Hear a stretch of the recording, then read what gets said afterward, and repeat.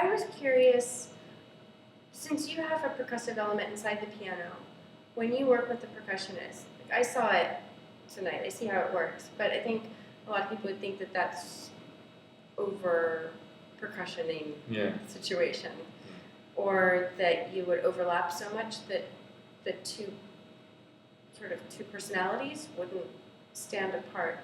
The way you do it, it's still very clear. Yet neither instrument would be thought of by people as being used in a melodic way. Somehow there is a melodic element. Has that ever been an issue? Did you have to work through that? Well, I think because we are working so similar. I mean, he's working a lot with things that are on the toms, so they don't sound really like toms. They have a lot of rattling, so it's sometimes things are flying. Yes, sometimes, and it's very interesting sometimes, or to hear. He throws things on the drum kit, or he has like machines that he uses on the toms or something like that. So what I think is interesting, sometimes it's mixing so much that you don't even hear if it's him or me, which I really like, because then it gets kind of meld together. And on the other side, his style of playing is so particular that I could never play so fast, like.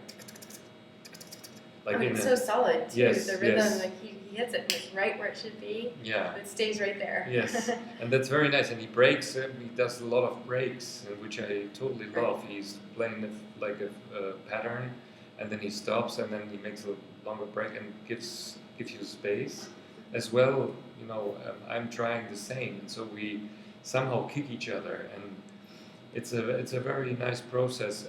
Plus, I love actually the percussion instruments, because they only add sometimes tonal elements to the music, but they don't press it too hard in a kind of harmonic structure, which a lot of times once you start like playing chords, it's getting very difficult, because then there is some open chords that allow you to change between major and minor, and so that's definitely possible. So that already gives you more chances. But with a drum kit and his kalimba, for example, it's very open, and I like that a lot. So the music is not tonally too overexposed. Maybe is that the right word? So you don't feel like. I think sometimes I like actually that the big music is happening in the listener's head, while the music that you're doing is just like pushing you into that direction, and you know already how big it sounds in the audience's head, but you're just like starting to build like little flowers that are more and more triggering, which is in a way it's not manipulation, but it's more like well, you're creating a framework for people to fill in themselves as they listen. And they fill in the gaps, and that makes them attached very much, so they are not lost. They are a part of the whole process of music being created, and they fulfill actually the empty space, which I like. Yeah, I think it's a really good approach, because it allows the audience to be involved in some way. Yes, and being connected for the whole time. But how was it for you playing with a drummer? I mean, it's not like a normal. I mean, in a orchestra, you have the timpani player or the percussionist, or is he called drummer as well? Percussionist. Yeah. They play different elements of percussion instruments. It depends what they're playing on any given night. The timpanist or the percussionist. But they also give sometimes a very low pulse, or like where you just feel the. Most of the time, I'd say in the pieces that I play, the percussion is used to emphasize certain notes. Okay. Rather than giving a steady beat. Okay. Sometimes it does, but often it'll fill in with a roll, or with certain well-placed chords. Not chords.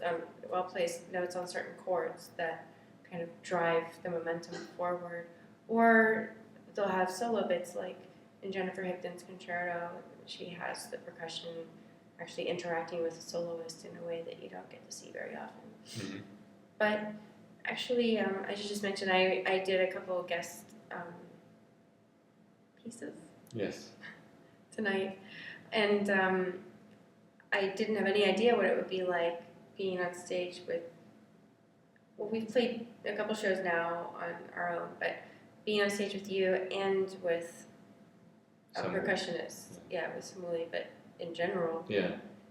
I don't know, it seems so interesting, but how does violin blend with percussion?